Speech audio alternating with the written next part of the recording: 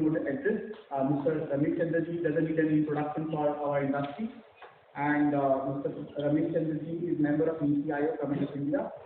He officially is currently responsible for India's vision, strategy and national agenda for the agriculture sector, including the government's flagship agriculture program called Doubling Farmer Income. For this, I invite him, Dr. Ramesh Chandra ji.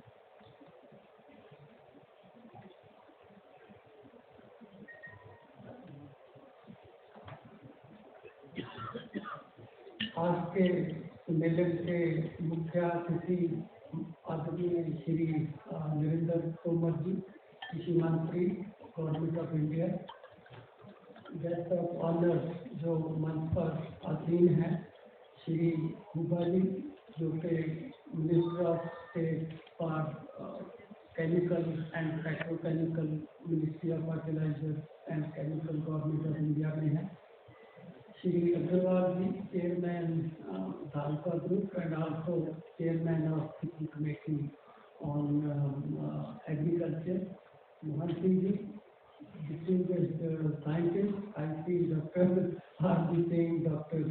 Maisa, they have been my mentors when I was in ICF, representative of industry and guests.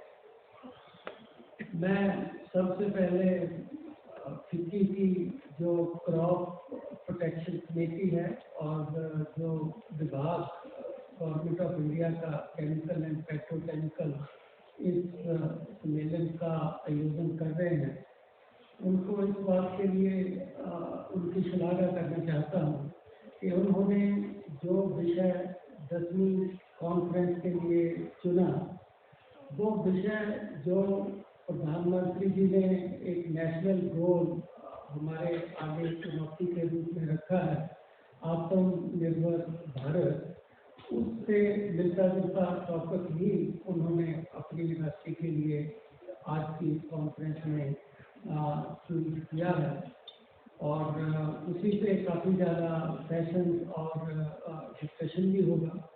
और यदि हम गंभीरता से इस उद्देश्य को, इस गोल को हासिल करने की ओर बढ़ते हैं आपकी यूनिवर्सिटी की ओर से, तो ये एक बहुत बड़ा योगदान होगा जो ओवरऑल प्रधानमंत्री जी का ड्रीम है, इंडिया को सेल्फ रिलायंस बनाने का ओवरऑल सभी चीज़ों में।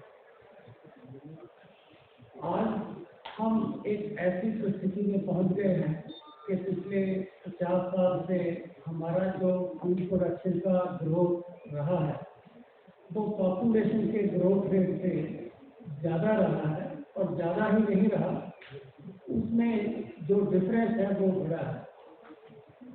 मिसाल के तौर पर यदि हम फूड का ग्रोथ रेट देखें तो वो किसी भी 10 साल में 70 से लेकर 3% से कम नहीं रहा, लेकिन जो हमारा पॉपुलेशन का ग्रोथ रेट है वो उस समय 2.5% था और आज घटकर 1.3% हो गया। तो आज हम प्रति व्यक्ति जो फूड पैदा कर रहे हैं, तो हमारा जो फूड का प्रोडक्शन है वो आबादी की ग्रोथ से 2 से भी ज़्यादा गुना एक रफ्तार से बढ़ता जा रहा है। उसकी वजह से कई बार जो सक्सेस है वो आपकी दुश्मन बन जाती है। तो मैं कई बार कहता हूँ क्योंकि इस योग में मेरे जो बॉस एंड वाइस चेयरमैन हैं वो केमिकल फार्मिंग के जो दुष्प्रभाव कई हैं वो उनको उससे बहुत अगेंस्ट हैं और बहुत बड़े सपोर्टर हैं नेचुरल फार्मिंग के, सुभाष पालेकर नेचुरल फार्मिंग के, और हमारी अक्सर डिबेट होती है। तो मैं कई बार उनको ये कहता हूँ कि इंडिया है become victim of success of green revolution. तो यदि ये हमें इतनी सफलता ना मिलती तो शायद हम इस बात की कल्पना भी नहीं करते कि हमें केमिकल नहीं यूज़ करने, हमें ये नहीं यूज़ करना, हमें वो नहीं यूज़ करना। तो मैंने कई बार वहाँ जो गोष्ठी हुई उसमें ये कहा कि आप जिस प्राकृतिक खेती की बात करते हैं, 65-66 से पहले हम प्राकृतिक खेती ही करते थे और हमारी आबादी इतनी कम थी और देश का क्या हाल हो गया था ये सबको मालूम है। चीज को डिस्कार्ड करना और किसी चीज को एक संतुलित वे में यूज करना, इन दोनों में हमें डिफ्रेंशिएट करना जरूर आना चाहिए। कि जो हमारे केमिकल हैं, पहले हम ये देखें कि उन्होंने हमने जो इतना ग्रोथ अचीव किया, दुनिया में सिर्फ एक ब्राजील ही ऐसा देश है जो पोस्ट ग्रीन रेवोल्यूशन पीरियड में इंडिया से फास्टर ग्रोथ रही। मैं डॉक्टर आरबी सिंह से बात कर रहा था कि कल मेरा लेक्चर है ICR में, मैं उसके लिए आंकड़े क्या कर रहा कि चाइना जिसकी हम प्रोडक्टिविटी कहते हैं हमारे से बहुत ज़्यादा है, 2 गुना है, 3 गुना है, तो उसका जो फूड एंड एग्रीकल्चर ऑर्गेनाइजेशन है, उसका आप फूड इंडेक्स हर कंट्री का देखें तो चाइना के फूड इंडेक्स की ओवरऑल ग्रोथ हमारे से कम है। इसीलिए आप पढ़ते होंगे कि चाइना इतना ज़्यादा, डॉक्टर शोकलाटी के आर्टिकल आपने देखे होंगे क्रिटिसाइज करते हुए डोमेस्टिक साइंस को, कि चाइना की प्रोडक्टिविटी हमारे से 2 गुना है, 3 गुना है, उनका एरिया हमारे से 20% कम है, लेकिन उनका फूड प्रोडक्शन हमारे से 2.5 गुना है। तो यदि उनका फूड प्रोडक्शन हमारे से 2.5 गुना है तो वो इतना इम्पोर्ट में फूड कर रहे हैं, इसको कभी कोई सवाल नहीं करता कि जब इतनी प्रोडक्टिविटी हो हमारे से 2.5 गुना और आबादी हमारे से केवल 8-10% ज़्यादा है, तो उनको वो दुनिया के सबसे बड़े इम्पोर्टर राइस के क्यों हैं, वो दुनिया में सबसे बड़े इम्पोर्टर सोयाबीन के क्यों हैं। इसी तरह ओवरऑल फूड के सबसे बड़े इम्पोर्टर जो है वो चाइना है। तो ये भूमिका मैं इसलिए दे रहा था कि ये जो हमने उपलब्धि की, इसमें बहुत फैक्टर का रोल है और उनमें एक सिग्निफिकेंट रोल जो है वो एग्रीकल्चर केमिकल का है, उसको कोई डिनाई नहीं कर सकता। आपको पता होगा कि जब हमने ग्रीन रेवोल्यूशन शुरू किया तो लाखों हेक्टेयर भूमि या तो सलाइन थी या सोलिड थी, एल्केलाइन थी, एसिडिक थी, लेकिन अब आपको जो नजर आता था मीलों तक कि ये तो कलर जमीन है, साल की वो कनाल के आसपास वहाँ अब हरी भरी फसलें होती हैं।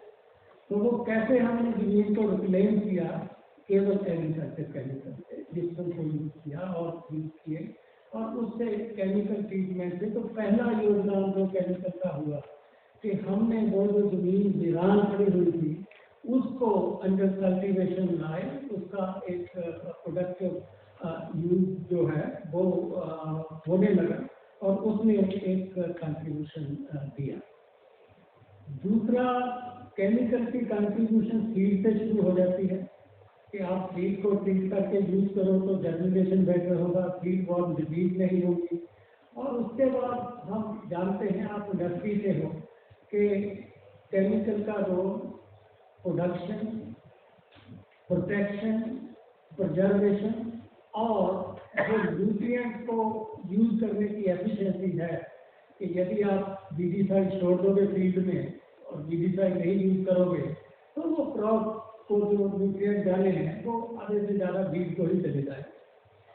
तो आजकल बीज कंट्रोल लेबर से करना इतना ज़्यादा बेज रेट है रूरल एरिया में, जो वहाँ से करते हैं उनको पता होगा कि कई फार्मर से यदि आप पूछो कि आप डिवर्सिफिकेशन क्यों नहीं करते वेजिटेबल की ओर, तो उनका जवाब ये होता है कि लेबर कहाँ मिलती है इतनी ज़्यादा जो वेजिटेबल के लिए हमें चाहिए। तो आज के टाइम में हम बीज कंट्रोल लेबर से नहीं कर सकते, वो इतना कॉस्टली है, इतना टाइम कंज्यूमिंग है कि वो रोल ऑफ बीजीसाइड और प्रोटेक्शन, प्रोडक्शन, प्रिजर्वेशन, उसमें जो केमिकल का रोल है वो हम सब जानते हैं।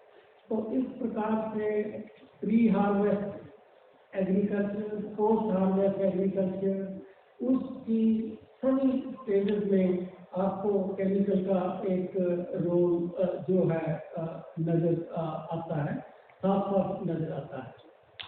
लेकिन क्योंकि अब हम फूड सरप्लस हो गए हैं, अब हम नेट एक्सपोर्टर हैं, दुनिया के सबसे बड़े राइस के एक्सपोर्टर हैं। 6 साल पहले दुनिया में सबसे बड़े मीट के भी एक्सपोर्टर थे और इतना ही नहीं कि दुनिया का आधा राइस एक्सपोर्ट इंडिया से हो रहा है। तो जब थोड़ा सिचुएशन कंफर्टेबल हो जाए तो फिर आदमी रिफ्लेक्ट करता है कि जो हम पद्धति जिससे हम चल रहे हैं उसमें कोई सुधार या कोई हमें लाने की ज़रूरत है।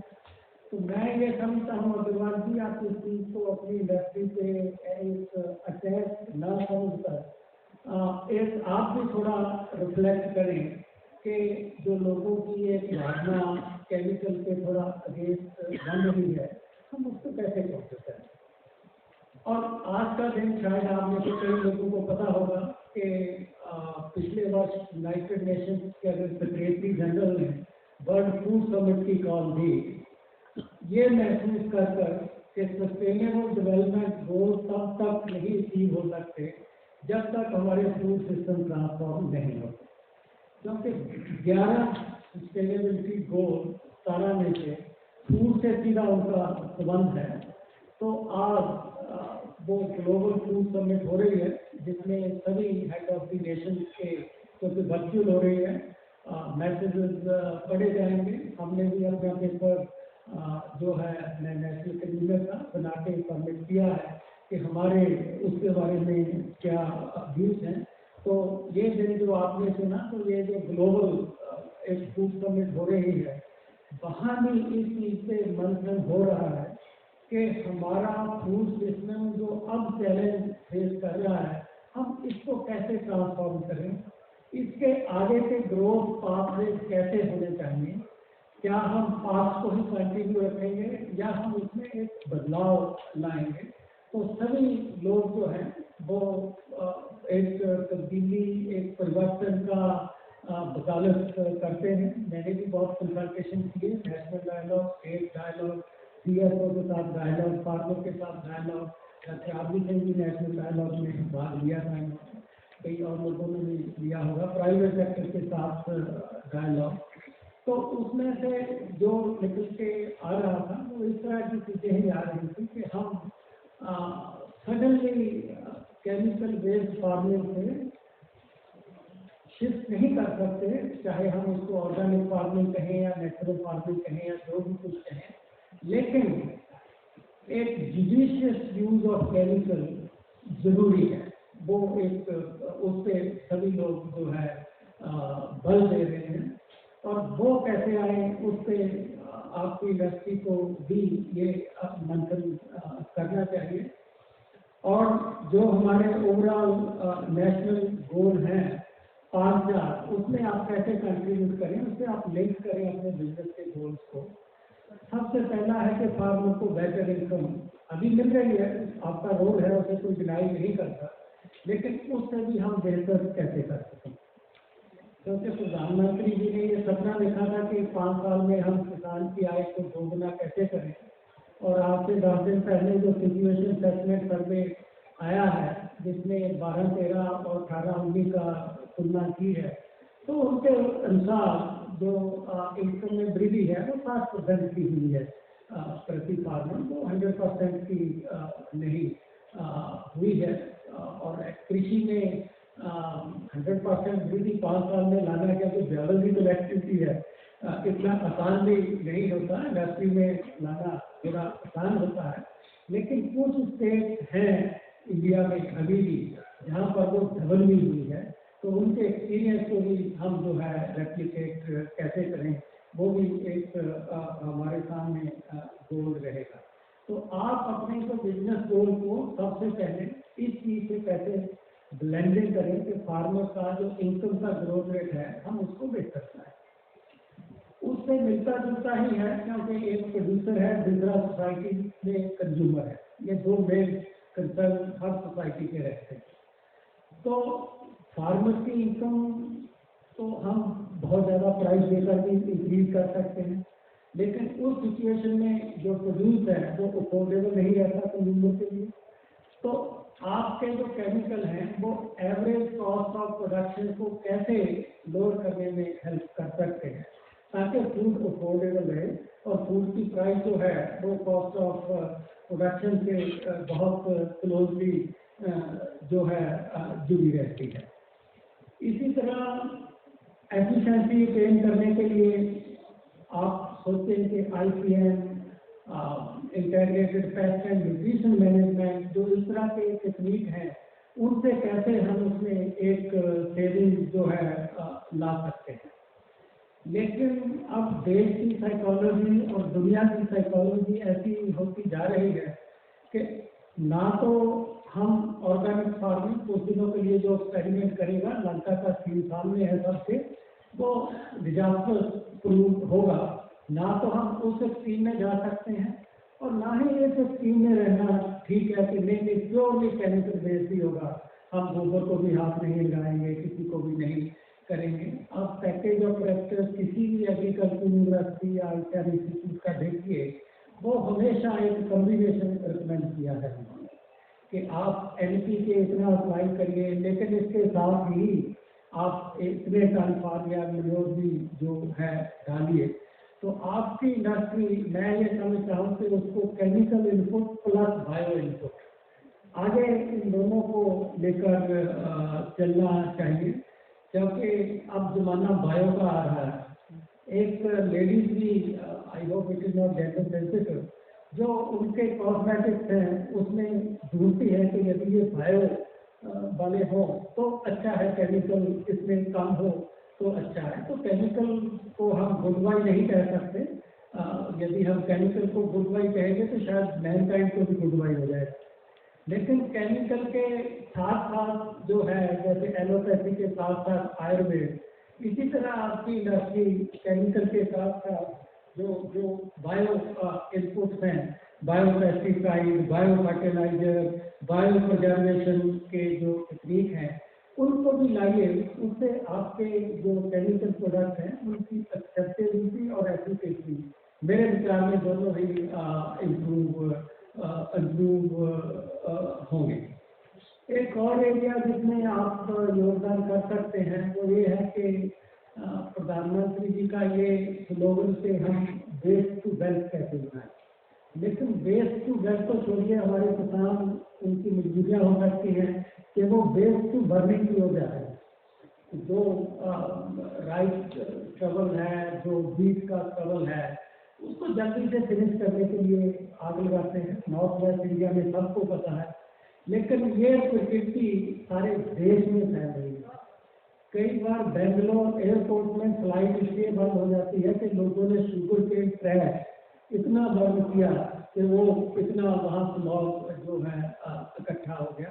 तो ये burning of crop residue, burning of biomass, ये सारे देश में फैल रहा है। इसकी इंटेंसिटी बहुत ज़्यादा है पंजाब, हरियाणा और वेस्टर्न यूपी में। तो जो क्रॉप रेजिड्यू का कोई प्रोडक्टिव यूज बनाने के लिए IRI ने और एग्रीकल्चर यूनिवर्सिटी ने जैसे बायो डिकम्पोजर लाए हैं, आप उसको जरा और इम्प्रूव करिए। वो केमिकल भी हैं, माइक्रोबियल हैं, उसको यूज करके हम रियली ये जो वेस्ट टू वेल्थ है उसकी ओर कैसे मूव कर सकते हैं। इस तरह से कई और चीज़ें हैं, लेकिन हमें टाइम का रिस्पेक्ट करनी चाहिए। आपके साथ फिर कभी मौका मिलेगा तो उसमें विचार करेंगे। मैं सिर्फ आपको ये आश्वस्त करना चाहता हूँ कि जितना मर्जी इस पे एक बातें होती रहे कि ये केमिकल के दुष्प्रभाव हैं, आपकी इंडस्ट्री उस इन इफेक्ट को कम करने के लिए कैसे हो सकते हैं जरूर काम करें, लेकिन इस भय में ना रहे कि सरकार को इस तरह की नीतियाँ बना रही है कि ये इंडस्ट्री जो है इसको कोई खतरा कर रहा है। धन्यवाद।